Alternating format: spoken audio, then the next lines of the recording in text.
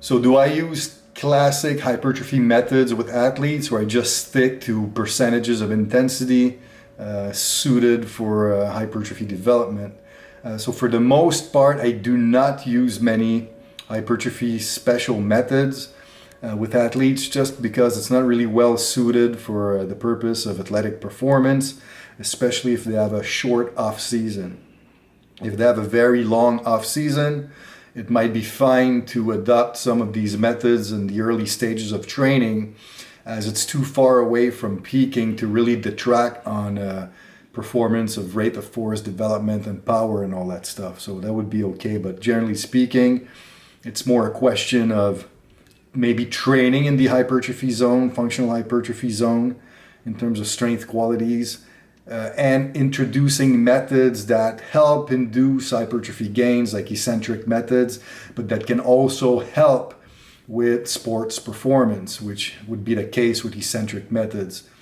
Then you might use maybe like certain volume type techniques like drop sets in the B and C series if needed during your accumulation phase to push the envelope of hypertrophy a little bit, but you don't want to detract too much from a standard hypertrophy intensities with your A series.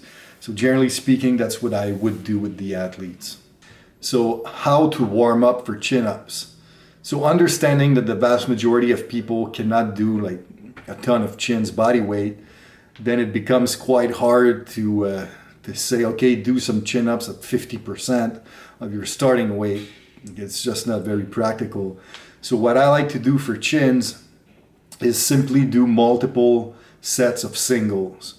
So as you're going through your your warm-up progression with your pressing movement, when you alternate agonist antagonist in a double station superset, simply do singles. So maybe depending on how much weight you're adding to your body, you might do 1 rep, maybe 2 reps with body weight, depending on how it feels.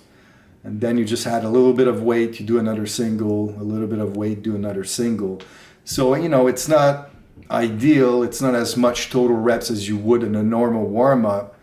But to me, it's the best of both worlds. Like you're still getting your central nervous system to know what's coming, to have a clear idea of what load you're going to be using, what range of motion you're doing, what tempo you're doing.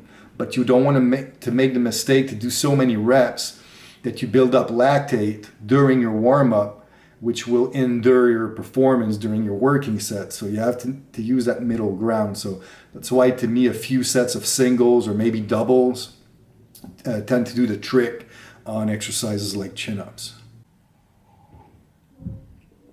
So what are my go-to exercises to improve rotator cuff or prevent rotator cuff injuries?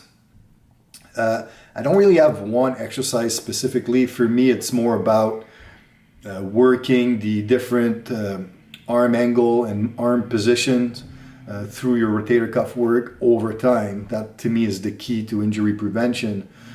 So any exercise where you're working the external rotators with the arm adducted to the side of your body is a good starting point. That's typically the weakest position. Then you have external rotation exercises with the arm abducted to the side, which is also another very important movement to do. And then you have external rotation with the arm abducted in front of your body. So these 3 arm angles, generally speaking, are the 3 arm positions you're going to want to rotate through time in order to ensure proper development of the rotator cuff musculature and not leaving angles or motor pattern like untrained, which in sports performance, for example, could potentially lead to injuries, because it's always about balancing out everything as much as possible. So training the 3 with different implements, pulleys, dumbbells, barbells, once you're getting to bilateral work like the Cuban press or the muscle snatch, are also good tools, although more advanced. So to me, again, there's no one true exercise for this. It's about rotating. So do we recommend a dynamic warm-up before training? And if so, why? Well, of course we do, which is why we have articles on it. We have a lengthy 15-minute video on our kilo dynamic warm-up.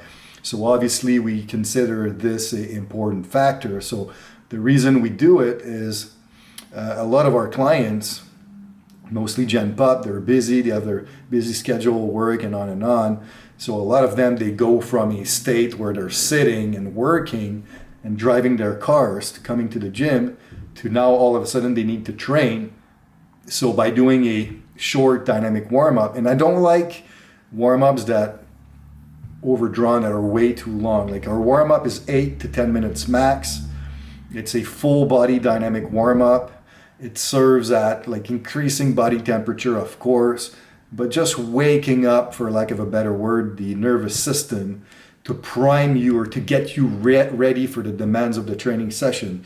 You don't want to be getting there cold. Like even though we're big believers in specific warm-up, we always do a warm-up with the exact exercise that the client is performing in the A series. You need to do that, but if you're squatting and you're doing a few warm-up sets, it's still hard to have a good warm-up on your squat coming in cold. So that 8 to 10 minute warm-up, dynamic warm-up, which just increases neural drive, increases body temperature. To me, it's a plus, and it's not so long that you're accumulating fatigue, which will affect performance in the gym. It's just there to get you ready, and our dynamic warm-up, like it works on all major joints of the body, mostly the hips and the shoulder, to really prepare you for the task at hand. My favorite eccentric strength method to use for strength development with intermediate lifters is the supramaximal method using the eccentric hooks.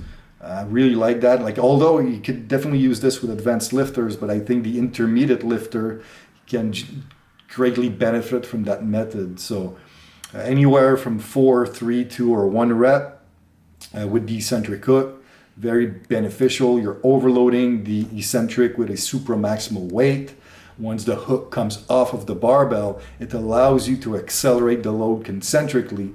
So you have like a double effect of eccentric and concentric component to the training, which for me, for strength, has a lot of upside. Now, obviously, if you're doing more than a single on eccentric hook methods, you're going to need partners to help reset the hooks back on the barbell after each and every rep. But yes, by far, this is my favorite technique with intermediate lifters for eccentric for strength development. So which lifts would I use in the B series on a chest and back day? So, I mean, chest and back day, it's a little tricky here because we could use this split for like a pure bodybuilding type of training programs. We could do tri-sets using a back and shoulder split or anything like that. But technically, back and shoulders could also be doing a chin up as your A1, which is upper back, and doing a standing overhead press as your A2, which is shoulder predominantly. So if that's the case, then it resembles quite significantly just a regular strength split of upper lower.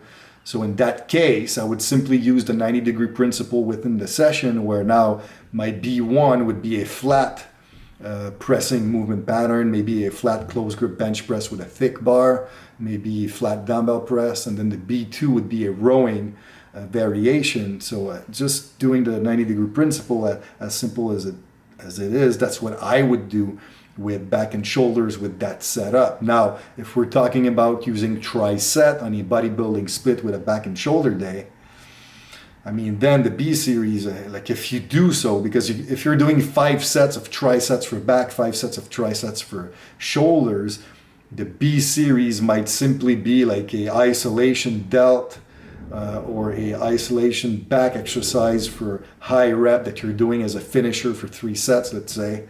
So I mean, this is the exercise selection range is huge for that. There's no single one answer. So I'll stick to my first version, which is just using the 90-degree principle, assuming you're doing chins and overhead press. So using a split routine setup, how do I build the lower body session and how do I build the posterior chain session? I mean, pretty simple. Like lower body, all it means is you're going to train knee flexors, you might train hip extensors, but there's a huge emphasis on the quad muscle. So the A exercise might be something like the squat or the front squat, where it's quad dominant. Then the B series, you'll do something like a split squat lunge variation and a knee flexor movement. And then the C series, you'll do a knee extension type movement. So either a leg machine or a step up variation, where the B2 would be an isolated hip extensor movement, like an incline or horizontal back extension or reverse hyper. So basically a regular lower body structure, where the A series, the emphasis is on quad development. Now the posterior chain would be knee flexor, lower back, like strictly posterior chain dominant, with maybe ab work and or calf work at the end, as the abs being antagonist to the posterior chain in a way. So that's what I would do. So it could be something like a few sets of Nordic eccentric for your A series, and then the B series you have a tri-set, where you have a, I don't know, seated good morning, horizontal back extension followed by a reverse hyper, and then you have your C series where you have your calves and you have your abs. So this could be a typical posterior chain setup in the confine of a split routine for the accumulation phase of a hypertrophy block, for example. This is something you could do. Can I explain the meaning of mechanical disadvantage pause? So simply put, every lift as a point in which, mechanically speaking, you're at a disadvantage in terms of strength potential. So on the bench press, what's the hardest part? Where's the point in the lift where it's the hardest for you? It's the bottom position, once the barbell is on your chest. So in this position with the barbell on your chest, or maybe like when the barbell is like half an inch above your chest or 1 centimeter above your chest, this is where you would do an isometric contraction. So you would do a pause of 4 seconds.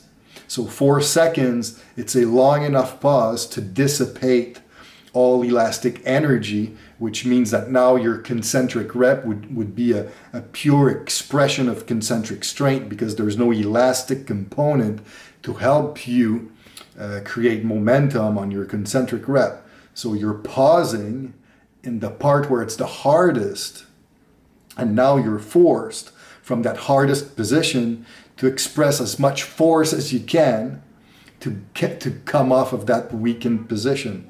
So this is mechanical disadvantage pause.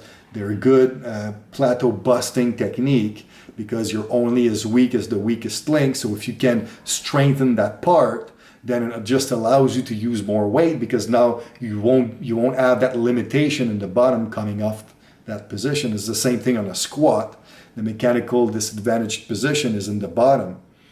Okay, coming off the bottom when your hamstrings is covering your calves, this is where you're weaker. So if you can pause right above that, because here's the thing, mechanical disadvantage pause, we're assuming an isometric contraction. So the word contraction is there. So it's not just about relaxing in the bottom. If you're just sitting there and relaxing, now you're not doing an isometric contraction. So you want to get right above that point and pause there with a forceful contraction to negate that momentum. So this is what a mechanical disadvantage pause method is.